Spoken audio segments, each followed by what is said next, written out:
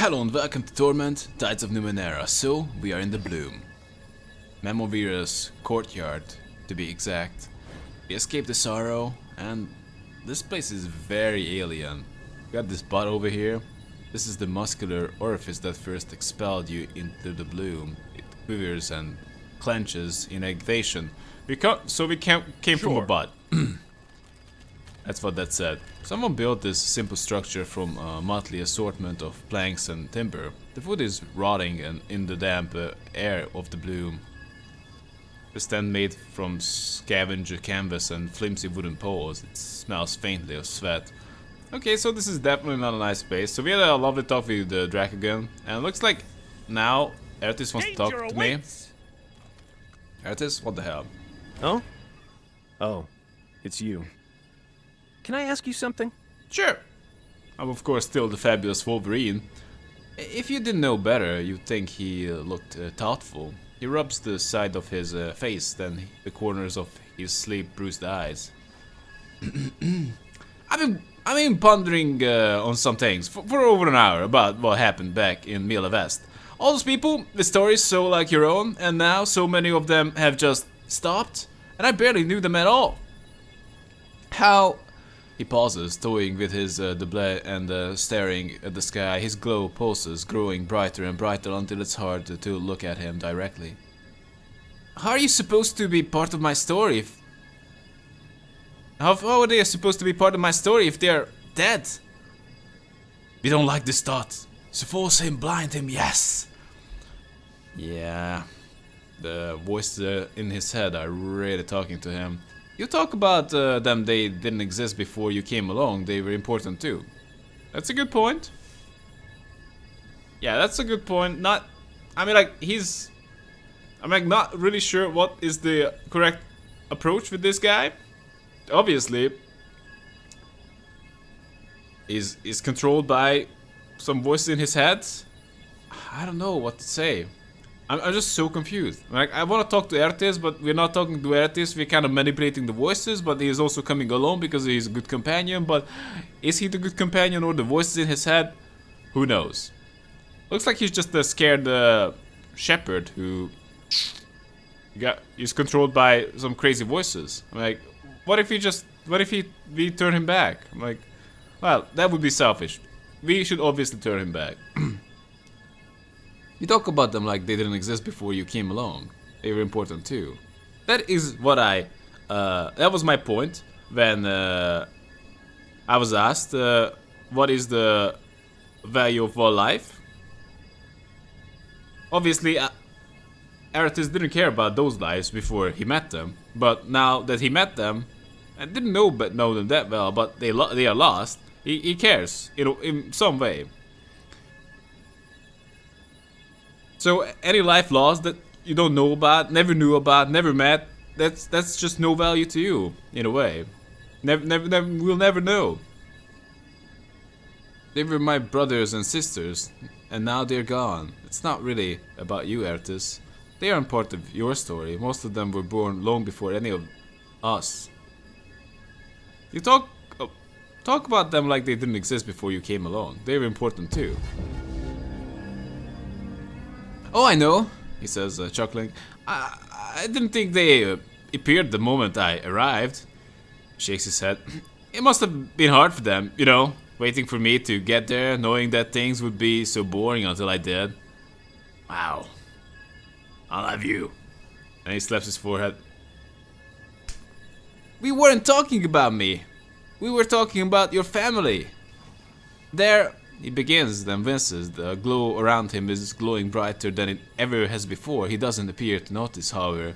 Their stories are over now, aren't they? I mean, unless they come back at some dramatic moment. More powerful than they were before. I love doing that. He's still talking. We are filling his eyes and thoughts, and he's still talking. But assuming that doesn't happen, what does it mean? Their stories matter to them, I think, but what do they matter now? The golden light of his aura and his casual words can't quite hide the glimmering beads of sweat rolling down his cheeks. We escaped and they didn't. It's up to us to determine whether their lives and deaths matter. Their lives are over. It doesn't matter. We must make sure our lives do. I like the second answer too.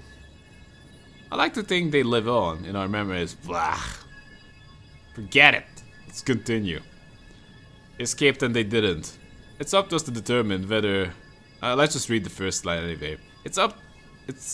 I like to think they live on in our memories, if nowhere else. The stories of theirs that we know are part of something larger now. That is something I might say to someone who just can't accept death in any way, or just not ready for the truth. Like, hey, life is pointless. If you die, no one cares. Like, you're gonna get forgotten. No one cares. That's it. I'm like, that's it. I'm like, no. Their lives are over. It doesn't matter. We must make sure our lives do. I wouldn't say they didn't matter. I mean, like, that's why I don't like the second one. I mean, like, it mattered, but like, I like their lives are over. We must make sure our lives do matter. I would like that more.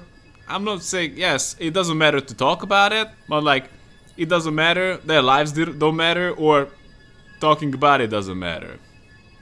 We escaped and they didn't. It's up to us to determine whether their lives and deaths matter. No, that's just pointless. Let's just go for the second one. I like that better. Their lives are over. It doesn't matter. We must make sure our lives do. I like that. I like that better because it's not about just we determining whether their lives are worth something, but we are making sure that we do stuff. We do good stuff at making our life matter. Artis nods. That's what I always thought. Really. I always lived life to the next adventure, but now I'm wondering where it will end. What it will be like? He pauses, shocked by his own thought. What will happen after? You will inspire others to follow your example, to host us, to entertain us. Uh-oh. Wow. Can we talk about it a little bit more? I thought the inside of my mouth was strange. But this place... It's like being inside my mouth. Well, it's inside another mouth. This place has promised many opportunities for excitement and sacrifice. So, it's still unclear what is up with him. Definitely some voices in his head that just are like parasites.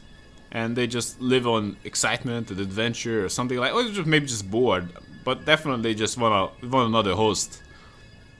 And they just have a good laugh out there at this. What's strange about the inside of your mouth? You're not afraid, are you? I'm not gonna entertain him by just saying like, oh, let's talk about your mouth. No! Shit. Maybe, yes, but just because I'm afraid, that doesn't mean I'm frightened. He folds his arms, triumphant. I have some questions about you. I'm not surprised. I'm incredibly interesting. What do you want to know? You seem to be under the impression that this journey of ours is all about you. You say that like... It's not, Artis says, peering at you suspiciously. Are you serious? It isn't. Well, it's partly about you. Are you serious? How can you say that? He says, hurt. I'm on a quest to find quests. I thought you knew that. He bites his lip furiously. I'm still looking for the right quest, but I'll know it when I see it. It's the one that will lead me to the destiny that I think I'll see in my dreams if I ever manage to sleep again. Rubbing his eyes with his hands, he says, it's just so exhausting. I want the treasure and the glory and the heroic stuff, but when I have it, it's never enough. I'm always looking for the next quest. Prattles his hand. It's just never enough. Maybe you should be helping people rather than looking for treasure and glory. I like that, Artis says quietly, tiny currents rippling through his glow through him. I like that more than I can say. Do you remember talking with me inside my head? Nice. That's a good opener. Artis blinks at you several times. That is the strangest question I've been asked by someone else in the last 2 minutes. Yeah, he stares at the air. No, I think I remember being in your head. It seems like you'd have a nice one. So, he remembers me, possibly, because he blinked, but he can't say that, maybe? I love that he said last 2 minutes. That is so true. I mean, like, we just non-stop adventure and non-stop crazy. 2 minutes sounds about right. You sure you don't remember talking with me inside your head? No, I don't. I wish I did, though. Let's talk some other time. Quaining? Quion? Hey! So, a woman, barefoot and in rags, stands defensively beside her tent. Despite her obvious poverty, she crosses her arms and holds her chin high. And what do you want? Another dangerous looking one. Gods, is there no end to the predators in this place? Who were those people who ran off? What people? She points her chin in the direction of the tunnel that leads out of the courtyard. They're called Delny and Brung. They've been squeezing money out of me for months. Protection, they call it. Though obviously they only mean from them. I wish I could do more than simply cave to their demands, but as you can see, I'm not exactly fit to defend myself. It's all I can do to survive. Maybe I can help. Where did they go? It doesn't matter how often they steal. I'll remember that. You have any money left? I need that. They crawl out of a hole somewhere deeper in the bloom. Little Niliash, it's called. I'm not the sort to wish violence upon anyone, even people like them, but I hope something happens to stop them. I'm so naive, hoping for help. Still, no harm in pointing one potential tuck to another. Yeah, this is my territory now. Will you tell me again about... No. Tell me about yourself. She gives a weak smile and curtsy. My name is Quian. I'm the Bloom's most pitiable storyteller and self-styled innkeeper. Though I admit that inn is far too fine a word for my little tent, still, I can provide the meal, a bedroll, and at least a modicum of entertainment in the form of tales from my homeland. Before I came here, I was a noble woman, believe it or not. Courtier from Stirtal. She gets a faraway look in her eyes. It feels like a previous life. I wonder if I'll ever find my way back. He shakes her head. I suspect not. Even if I could leave the Bloom and learn the directions of the Steadfast, the journey itself would be lethal. How did you get here?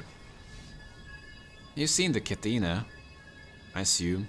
She gestures broadly at the massive, broken vehicle behind her, being slowly subsumed by the Bloom flesh.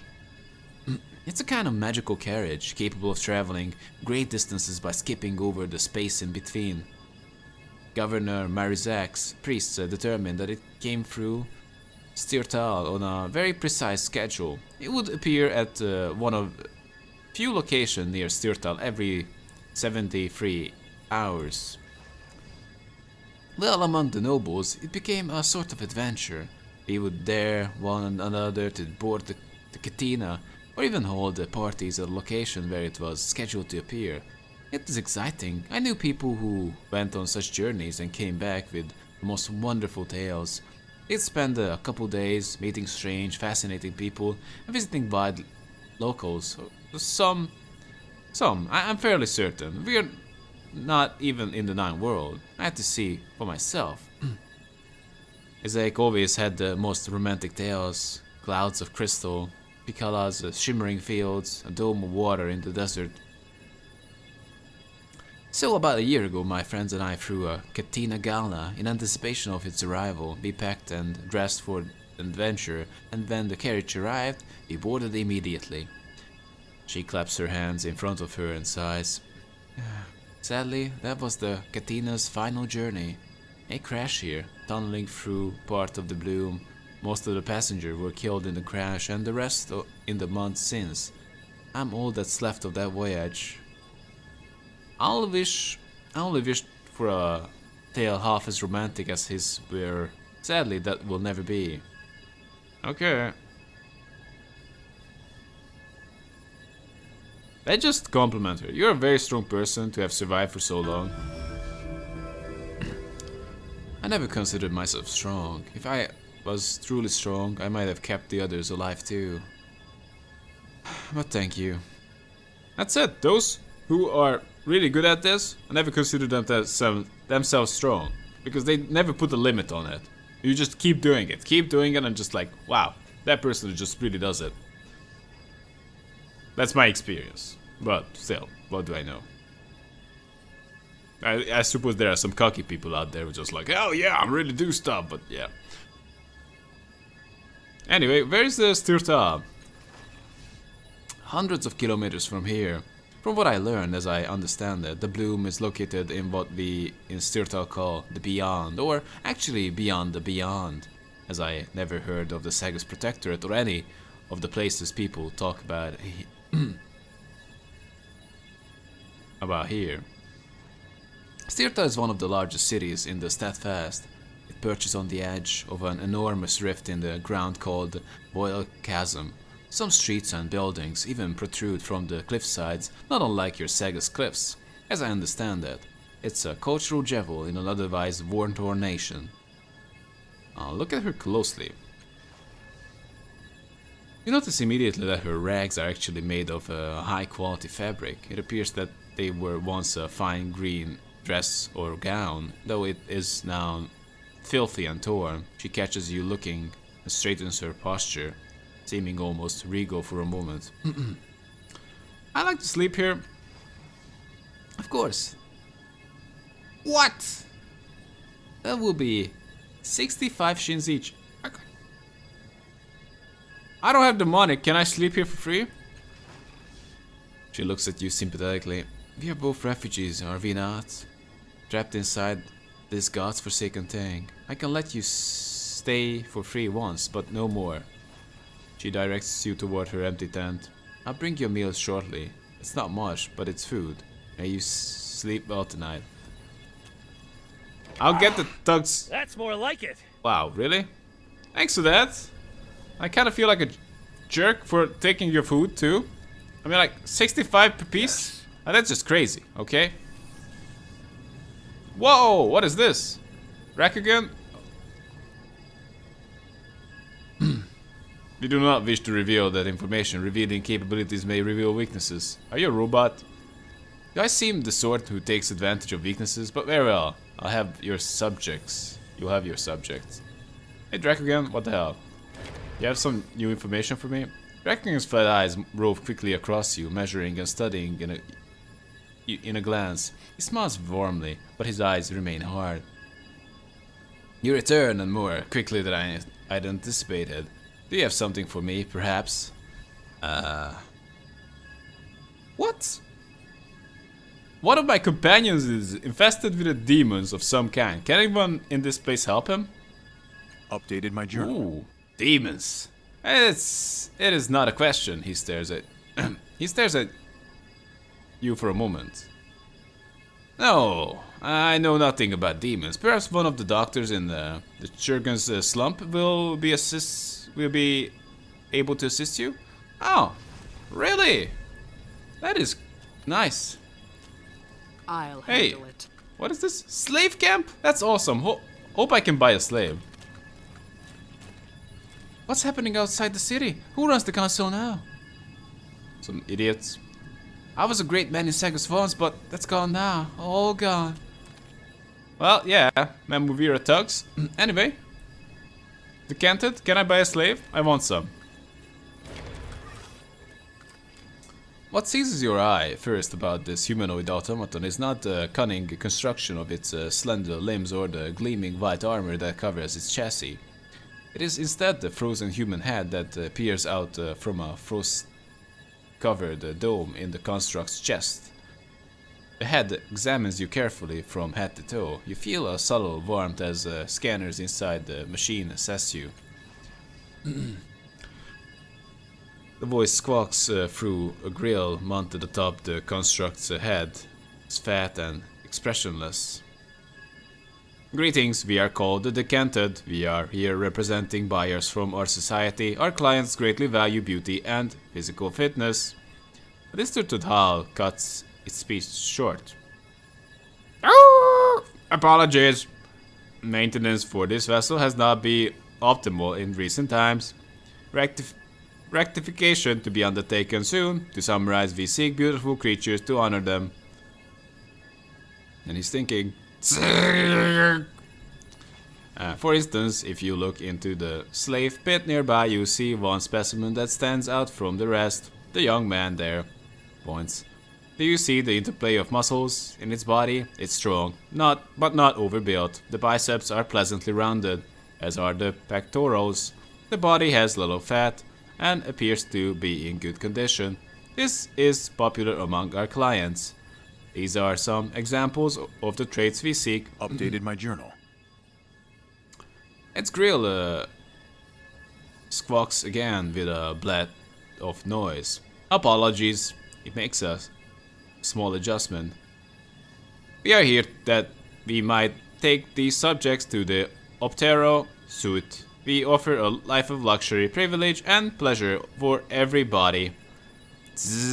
Except... It pauses. We offer great rewards. We require free individuals with whatever, pleasing bodies. Perhaps we can be of mutual assistance. I want some. The young man in the pit is a slave, isn't he? Why don't you buy him yourself? The auctioneer refuses our coins. He will not sell to us. Are any of my companions suitable recruits for you? The decanter idly looks over your party. None of them meet the standards of our society, though no doubt proficient in their own ways. It trails off as it uneager to give offense. Tell me about yourself. The grill buzzes out its flat voice again. We do not have a personal appellation you would understand. Your people commonly refer to ours as decanted. We achieve long life through these forms you see, our heads separated and preserved. We need not retain our original forms to preserve the knowledge we carry. We can shed these bodies, but live on. This one has lived hundreds of years, though its original body is long since dust. That sounds oddly familiar. But Kina looks down at her hands. I have to say that I prefer our sire's method. Though both should be swallowed by the bloom in my opinion. The creature looks at her oddly, assessing her again. Face 210, eyes darkened artificially, no matter, not within attestic standards, skin mutable, unacceptable. It resumes its self-description. We admire beauty in all its forms and seek to preserve it. We do this as a service to ourselves and as our duty to the world, so that future generation can learn to appreciate beauty as we do. Right. Slavery is for appreciation of beauty. Keep that in mind. Remember we're thugs? I am the very soul of action. Hey, Philatus, don't I know you? Weren't you following me in Circus Minor? As you approach the Philatus, oh, it's a Philatus. That's a kind of thing. The Philatus. It gives an immense groan, like some vast hulk breaking at the sea. At last, the groan becomes a word. Violator! So one later, it's in a blind flash of light, it vanishes. So sure. Explorer? Seriously, I can't buy slaves? Maybe that's the thing in games, you can buy slaves. I would love to buy some slaves. Enough chit chat, who'll give me 400? 425, 450, 475, 480, 500. You can have them. Did I hear 520? No, so for 500. Awesome. We can buy a slave. The guy told me I need a murderous aeronaut to open my jaw. I'm going to be here a long time. Bloom guide? I was a Bloom slave once. Better to be on this side of the auction, let me tell you. Explorer? Merchant? Merchant? Well, so we can talk. Hey, I want a slave. Can I get a slave? Wow, 700? But it's too high. The fat little man turns toward you, a wide smile already on his face. Indeed, his smile is unnaturally wide, reaching almost to his ears. You notice that his mouth contains 2 rows of white teeth. Well, manicured teeth. You catch me in the midst of an action, sir, but no need to beg pardon, my clients will wait. Leans forward, conspirately. I find that a short delay in the proceedings gets them talking among themselves and sparks their competitive natures. Good for prices. His smile gets even wider, if that's possible. Parson Flint is my name, and the disbursement of so-called slave to so-called owners for the betterment of both parties is my trade. What sort of slave are you looking for? Why would I want a slave? Flint blinks in surprise, but his smile doesn't falter. To feed maws, of course, unless you're planning to let them feed on you. But I wouldn't advise that. The little man shudders dramatically to emphasize his point. Fresh to the bloom, this one. He's not a licensed buyer for sure, then. Naturally, it helps to know what a maw wants before you go buying a slave. Not much point in buying a slave who isn't appetizing to the maw in question. Then he adds in a whisper, you'll be surprised how many people make that mistake. Flint gives you a knowing wink, as if to emphasize the silliness of those people. Ah, still, you never know. Maybe he would be interested in the body. So, shall I conduct some business? I spoke to a construct near the slave pit. It says you refuse to do business with it. What, the construct? Flint turns and peers toward the slave pit, then his eyes narrow and his enormous mouth twists like a serpent. That is no mere construct, I assure you. It was once a creature of flesh and blood, like you and me. And it will be again, if it fills its quota. I'll remember that. He lowers his voice. I presume you saw the withered head in the middle of his chest? Well, they say that those creatures are always on the prowl for young men and women of unusual beauty. When they acquire such people, they spirit them away, slice off their heads, and replace them with their own. A ghoulish practice, but it allows them to live as humans for a time. Flynn shudders. That is not the sort of business we do here. Wow. Maybe you'd better explain how slavery works around here? Certainly! These slaves, Flynn nods at the bedraggled man and the woman in the pit, are convicts of foulest sort. They are the very dregs of Sagus Cliffs and surrounding communities. In order to pay their debt to society, many chose bloom slavery instead of prison or execution. These individuals are given to me, and I sell them to enterprising merchants who ply the bloom. Magnanimous arrangements. To think that execution is the only option is in some lands. Usually my clients come to me with specific requirements. Every maw has its own unique tastes. You see, and it won't open unless it gets precisely what it wants. So I offer an appropriate slave, and they feed that slave to the maw. And everyone's happy. Flynn grins, both rows of teeth shining whitely from inside his enormous mouth. But these slaves volunteer to be eaten? That's it. They're getting executed. In worse ways. Flynn blinks, apparently taken back. They are desperate people. And being fed to the bloom is not a death sentence. Well, not always. Sometimes the bloom only devours certain aspects of a person, and they are entirely changed for the better. Or it takes a small, trivial part of them, an eye, or half a stomach, or the ability to feel love, and spits them out into the other world, where they can start their lives anew. Flynn beams at the thought of it all. Once a maw feeds on a slave, that slave is free. That's the law, mind you, unless the murderers get hold of you. Flint crinkles his nose in disgust. They don't give a bird's dirt about such things. I still can't believe a slave would volunteer to be eaten. Look at it from their point of view. they are choosing between life in the dungeons or worse, execution, and a chance at redemption. Oh, I know it's a roll of the proverbial dice, but a mob won't always kill you. So these slaves are all criminals? Of varying sorts, yes. The more vicious, the better. At least as far as my clients are concerned.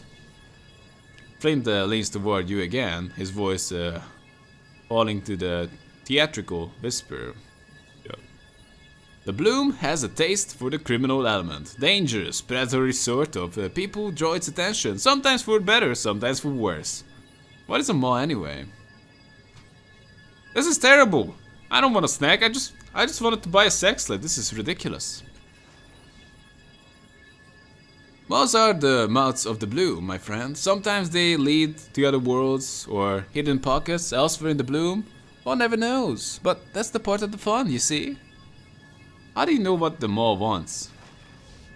Ah, but that is the question. Sometimes you can puzzle it out on your own by watching the maw, observing the behavior of its tongues. He wrinkles his nose. A disgusting business altogether. Better to ask someone who's been here for a long time. They are barking mad, most of them, but they have an uncanny sense of the Bloom's desires. Some of them claim to hear the voice of the Bloom in their minds. Hearing the voice of the Bloom? Ha! Flint whistles and waggles his finger at his head. That's when you know you're in trouble. Rakugan told me that the malls have been closing. Yes, they're closing, disappearing, changing destinations, and behaving badly all around. Flint glances over at the guards, his mouth faltering. That sort of thing is better to say in a low voice, preferably far away from the Memovira's lugs. Or they might get the idea that you're blaming her for the problem. Rakugan, what does this young man have to do with that chiseler? And she's supposed to have some sort of influence over this giant sack of angry flesh. So who knows? Maybe it's her fault, but I would never say such a thing. He smiles beatifically.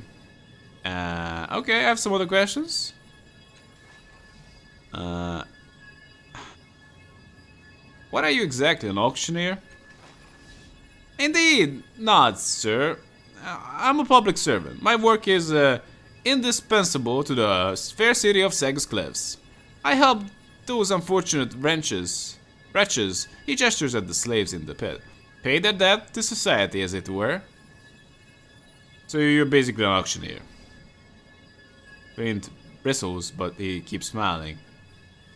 As I said, I'm a public servant, sir. If not for my work, the criminal elements of Sagus Cliffs would have no choice but to rot in prison or die by the axe.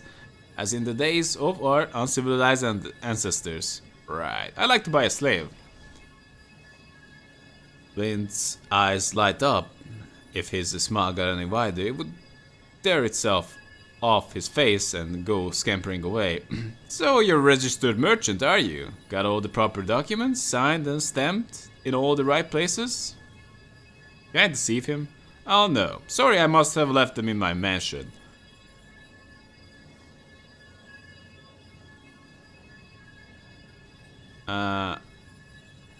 Can I just deceive him and say that? No, but I'm sure you've heard my name. I have plenty of friends in Sagus Cliffs. Flint shakes his head firmly. Despite my worldly demeanor, I know a little of what goes outside the Bloom. You seem a respectable sort, I will admit, but official business requires the proper documentation. Of course, he's not a licensed buyer. Suddenly, Flint glances around in such an exaggerated caricature of stealth that you aren't sure whether he is serious. On the other hand, he whispers, perhaps we can make a deal, beneath the purview of the relevant authorities, as it were. As Mom used to say, with disappointment comes great opportunity. Right. One of my slaves is not attracting any buyers. He's a young fellow, fresh from the streets of Sagus, but I fear he's only a thief, not a murderer or a sadist at all. You can imagine how that's gone over with my clients. Since I cannot sell him in a legitimate manner, I'm forced to go under the proverbial table.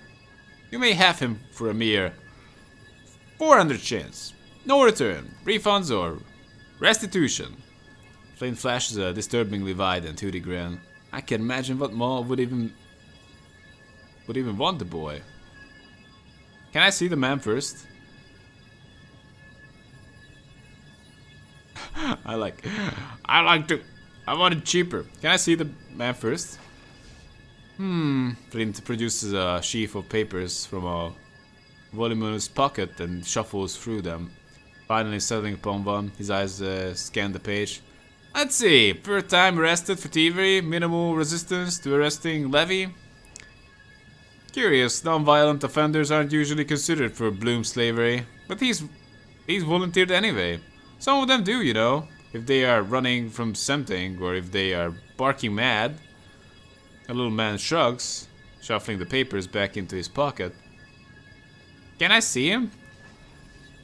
Certainly, he's just over there. Flynn gestures toward one of the bedraggled slaves in the pit, a young man, well built with a surprisingly sober expression, given his condition. What about the other slaves? Not for sale. Not under any circumstances, I'm afraid. The little man shakes his head sorrowfully, and with such a regretful expression you could almost believe he cares. I'm willing to bend the rules in the case of this one slave only. The Memovira will feed me to a maw if I start selling all the slaves to unregistered clients, and I mean that literally. No thanks. Should we buy him? $250. Someone's life for $250. I'm like, that's a one night rest. Alright, I'm taking him. Can anyone else do it whose intelligence points doesn't matter? Alright, let's just do it with my last cast of do it with 1 point. You have a professional manner about you, sir, and that I like. I will accept 300 shins, and not a single shin less. Moreover, Finn draws himself up. This offer is conditional upon your immediate acceptance. Walk away from it now, and it's gone for good. Done, I pay. Very good indeed. Flynn grabs your hand with both his shakes it vigorously and gathers up your shins, shoving them into various pockets and purses. Then he shakes your hands again, both of them this time. And the deal is struck. Excellent. I never thought I'd get that much for the boy. Ah. Your property shall be extricated. Ah, come on. Extricated. Come on. Extricated from the pit momentarily. I believe his name is Cody. Nice. Alright. Great doing pleasure with you. Pleasure doing business with you. More like it. I mean, like, I couldn't see it in time. That's the guy? Okay. I'm sorry, young man. I mean, like, you were the only one I could buy, so you're now a sex slave? Take it or leave it? Or I feed you to the mall? That is not what I wanted. You know, go to the slave market and live with a young boy? I mean, like, no, that's a young man. That's a young man. I wouldn't buy a young boy. Like, fuck that. I'm just gonna leave that thing in there. The young man takes a deep breath, as though preparing himself for something. He looks directly into your eyes. His expression is not merely sober, it's resigned and emotionless, almost dead. So what now? This is what you sign up for. Do it, Cody. Do it and be free. Yeah, he expects me to feed him to the mob. What are you good at? He grimaces. Stealing's all I've ever known, really. He thinks for a moment and adds, I guess I'm good with my hands. Can you fight? Have you ever killed anyone? Shakes his head. Never been much of a fighter. Never killed anyone either. Perception. Under his breath, you hear him add, not on purpose. What's the word when you didn't mean it? Accidental death? Not murder. I couldn't murder. Have you killed someone accidentally? Damn. He watches some activity further down the courtyard. It's as if he didn't hear your question, though you asked it clearly enough. His attention returns to you. So, what are we doing now? Cassandra, who's Cassandra? How did you become a slave? Got caught stealing. Didn't that 2D merchant tell you? I volunteered. They didn't want me to. I said I didn't have to, but they don't know me or what I've done. Is thievery really a capital offense in Saga's Cliffs? I don't know. I volunteered to earn my freedom. What if I decided to feed you to the maw? You could die. A flicker of fear shudders across his face, but only briefly. His eyes harden once again. And I die. That's the part of the deal, Cody. You knew that coming in. Death is freedom to... sort of. How could you steal for me? Ah. Is that what slaves do here, I guess? Is that what you want me to do? He waits expectantly. Perception, you notice his hand trembling slightly.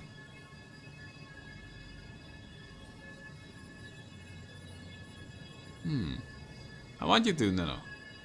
I can make him steal. I forgot to ask. Let's talk about something else. I have a task for you. Cody shrugs. Alright. What do you want to do? He jerks his head back, apparently surprised by the question, and he shrugs. What do you want, sir? I belong to you now. That's great! I want to set you free. Just kidding. What? A mix of emotion you can read washes over his face. Why? I'm a criminal, not a killer. You can't set me free.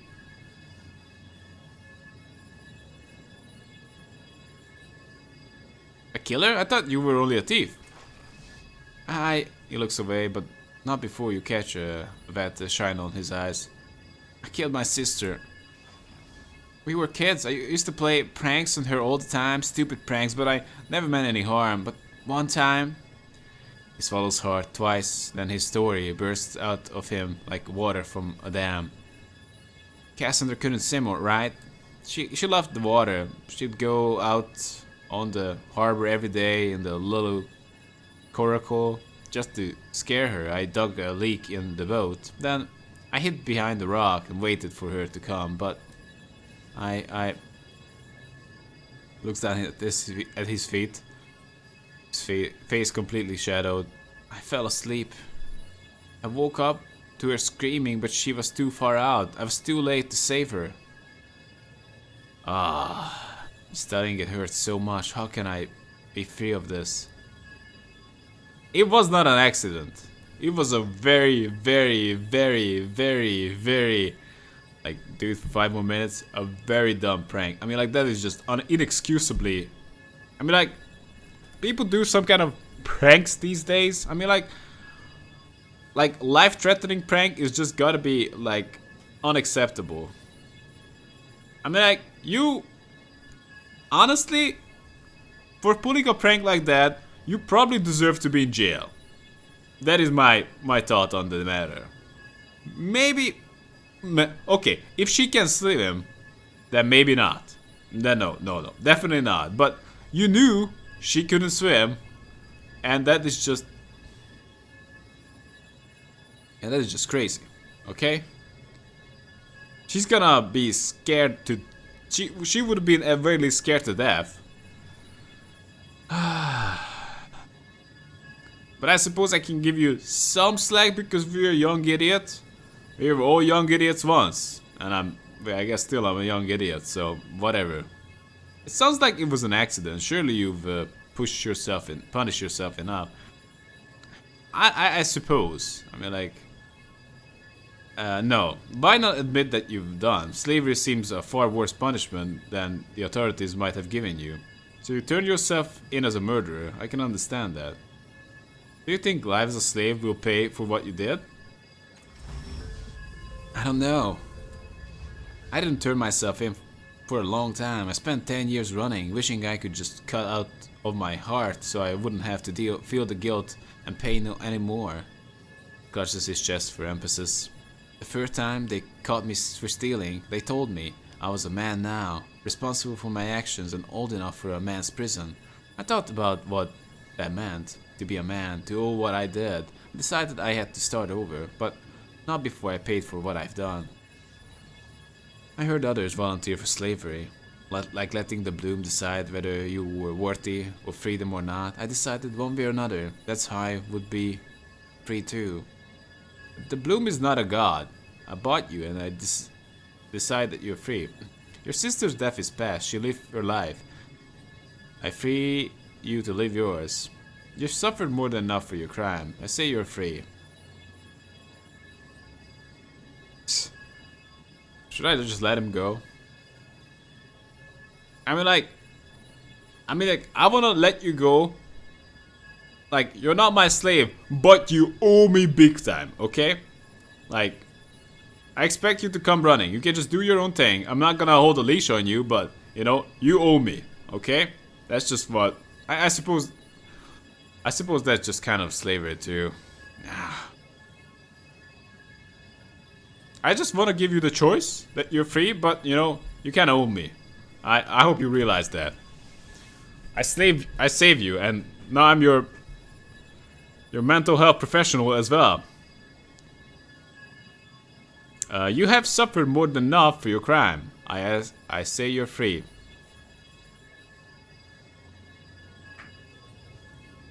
The thing is, now the problem with him, the reason why freeing him is not necessarily the best course of action at this point, because he knew nothing in his life other than stealing and antagonizing over killing his sister. And what would be the best for him is just to, I don't know, hang around with us. Like, hey, what we do? Like, well, we got into troubles, we got into scrapes, we do some good, and that's what he needs to do. Then I'm just gonna free him, and he can just start a life fresh without antagonizing over his sister, and that's it. I mean, like, in a way, he was free all along. I mean, like, I won't hold a leash on him. If he runs away, that's okay. I'm not saying. I don't know. I just feel like the best course of action is to keep him around. I respect your choice. I will keep you as a slave until the bloom or fate decides. I don't know. I will keep you as a slave. I know that might be controversial, but I don't feel... I mean, like, he is not ready to just go off in the world alone. Because now he's suicidal and somewhat depressed and antagonizes over the past and knows nothing but stealing. And he's gonna get into trouble. A shuddering breath escapes him. He nods. Yes, that's right. This is my crime. No one can take punishment from me. I have a task for you. Wow. I just said he waits expectantly. Perception. You notice his hands trembling slightly. I don't know. Do I want him to steal? I'm like, that's not what I want. Game, you're not giving me the options I want with this young man. Can I free him later? Or he's have... What? Can I just What? I don't have the option to free him anymore? That's just bullshit. What the hell? Why, of course. That's not what I wanted. I wanted him to follow me around or something like that. Damn game. Not like as a fifth follower, but like a... I don't know, just NPC that follows you around. Like, that seems like the best course of action to me. Yes. I'm pretty sure that my logic is pretty sound. I mean, like, the guy is suicidal, wants to repent, and I can offer him that. Alright. I mean, like, we're gonna do some good and we're gonna do some good as well. For example, just take care of the thugs. Like, for example, that would be a good thing to, like, hey, this is the path you go on. Like, you gotta take care of the thugs, you get paid for that, and, you know, you can be that person. You don't have to be a thief, just saying, and get locked up and It's a plan. because I feel like if I just let him go, then he's just gonna end up possibly Done. dying even sooner. And next time around, course. I won't be around to just buy him. He's gonna end up in this pit again and get bought and get fed into the bloom. Not sure. Uh-oh. I'm not even sure what the hell is going on. But I believe this is a good time to take a break, so hope you guys had fun, tell me if you did, and see you around, and have a good one.